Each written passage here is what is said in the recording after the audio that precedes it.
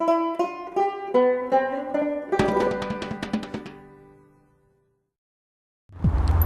I'm Nate Raffin. Welcome to Living Culture. Well, we have an item for you that's really great.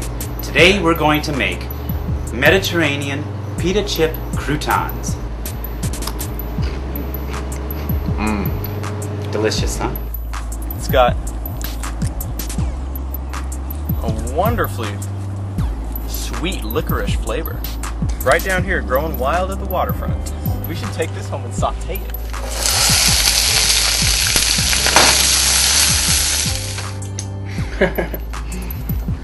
Hot baklava will soak up the syrup.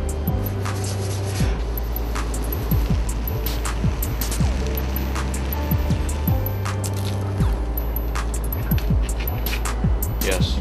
Now Nate and Daniel is gonna have fun with this pakora. All right. No, this one is easy to eat. I gave you the fork, but you know. Sheba insisted that I enjoy the food as it was intended. No utensils required. So we can start our polenta at about 2:30, and by the time it's done, lamb should be ready to come out, and we'll be dining fine. All right. Oh yeah.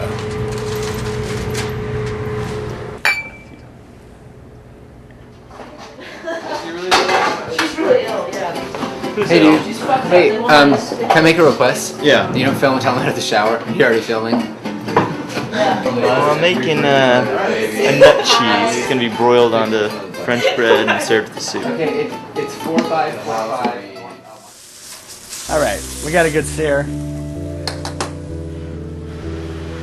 A little flitted mushroom garnish.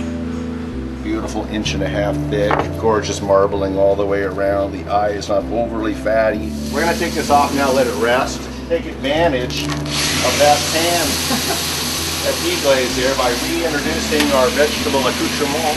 Shall we go try this? Yeah, go ahead. Let's go.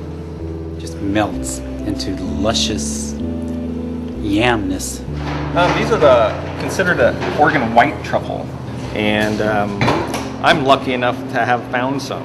We're just going to take that sauce, and this is called napping. The French call it napping. You're not exactly pouring it over the meat itself, but just around and framing it. We've had some clandestine morning culinary diversion lately, haven't we? How does Oregon and the Willamette Valley stack up in terms of apple production? In volume, we're much smaller, Okay. but in quality, we're far superior. I think we better make my wife's rustic apple crumb pie. That's what we got to do with these. That'll be fun. We'll get you peeling some apples and showing the If I must. crowd your magic moves. Sounds good to All me. right, let's bake a pie. Coming at you. Coming at you. Thanks for having me on the show again. Oh, always a Been pleasure. fun. Cheers. When we go around the neighborhood with a wagon full of baskets like those, Yeah. people like to see us, don't they? Well, we only just getting started here, folks, so watch out. The other good thing about this recipe is that the raw dough really doesn't taste very good. So as I would make it, none of you would sneak the dough. That's true. That's true. Tastes much better baked. You realize that we have a tremendous poverty problem in this community in the midst of all this bounty. When you take a sourdough, you have very few that are live yeast. Very, very few. Well, here it is. This is the Ulakaga. Oh my. It's from, let's have a look here. Doesn't that look good? Oh, that looks mighty good. Sounds like a big donut. Yeah. Well, more or less. Oh, It's beautiful. it's a ribbon that's crossed over and over. I feel like this will be good for our souls, you know. Whoa, Pizza off. made out of dirt. Yeah, of course. Pizza off the grid. Yeah. We do find in our practices, though, I often like to tell people that we have to be a climatologist, an entomologist, a soil scientist, and a plant pathologist, all in one to be a good organic farmer, because it's really a challenge to stay on top of it.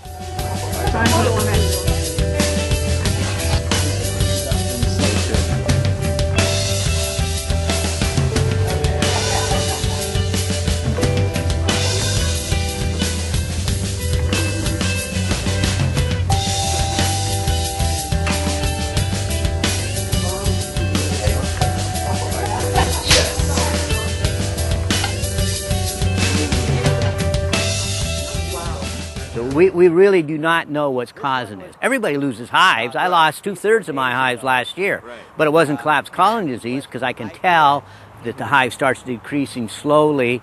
The queen dies, and so the hive will fail over a period of time. That's different than collapsed colony disease, where all of a sudden they're gone. You know the old saying, life is uncertain. Eat dessert first. We should be talking about how valuable farming is. And it will go away, folks. It will just flat out go away. It feels like a natural thing because they're low impact, easy to care for, and yet they can give us so many benefits as far as our food sources go.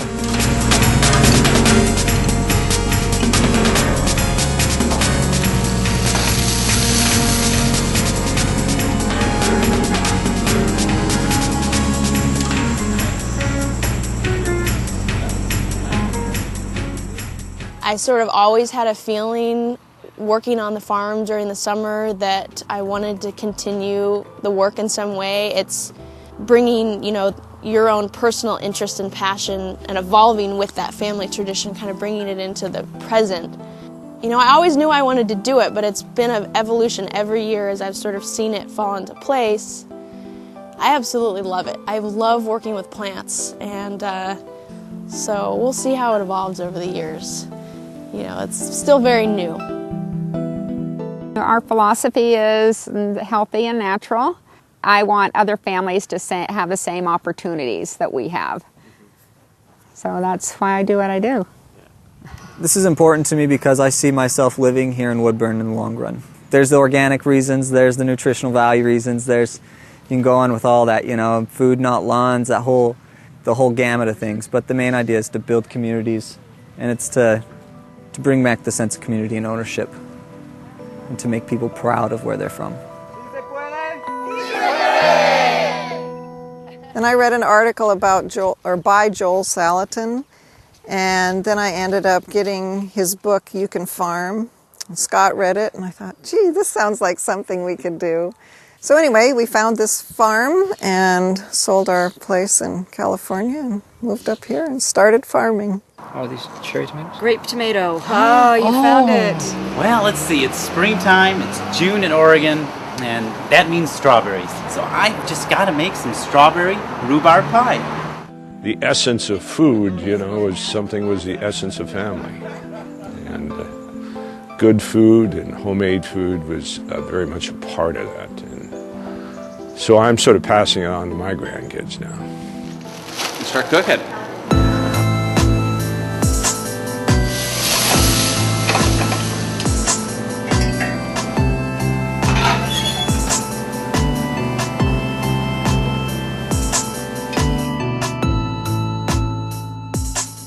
We're looking ahead to expanding our youth garden program this year, to involving more schools, more churches in the expansion and development of community gardens throughout the Willamette Valley. I find it fascinating and exciting to keep learning and finding out more and more, and this is where it's leading me, to this little farm and learning about soil and water and minerals in the land and health of the animals. It's amazing that garbage turns into dirt. I just think that's such an amazing thing. High five. Thank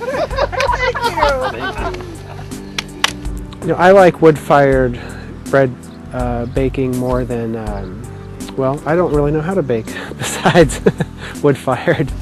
Our goal for this season is to let people know that if they have a fruit tree or a vine or a berry bush that is producing more fruit than their family needs, that hungry people who need it and families in Salem who are excited about preserving their food or eating locally can have access to that. We first got chickens for our own eggs, and I probably had more than we needed. We had too many, so I decided to sell some. And they sold so fast that I thought, there's probably a demand for this. The end goal that we have is we hope to pass this on to a young farmer or young rancher. That's real important to us. It was pretty much impossible as a matter of public policy to vote no. So I voted yes. Should we have a taste? I think it's important. The more you learn about mushrooms, the more you realize that you don't know. We just started out trying to manage the property, became overwhelmed with blackberries, and then stumbled upon it, goats, and we've been doing that since 2002, and here we are. We didn't have any dairy background at all. We just wanted to make the finest cheese we could make. We are exceptionally picky about what we sell for breeding stock because this is a rare and critically endangered breed. Many people think that anything that hits the ground should be bred. It's actually quite the opposite. Growing staple food crops for your local community is a cornerstone of what farmers have been doing for thousands of years. God did not give us this wide, bountiful levels of different kinds of food for us to poison them to the point that they're mostly safe if you don't eat too much. And the bottom line is, I want to be able to have a kid walk through here and eat whatever he finds without having them to worry or me to worry about what they're going to get into. We like it for the agricultural benefits, but you know, the refuge that works as our partner, they love it for the wildlife benefits. So it's kind of a win-win. You know, instead of the wildlife and the ag fighting each other, we've kind of pulled it together. This is a great example of cooperation. Yeah, I am very proud to be part of Living Culture. I think it's a really important show, and it gets me excited about local food, and I hope it does for other people too.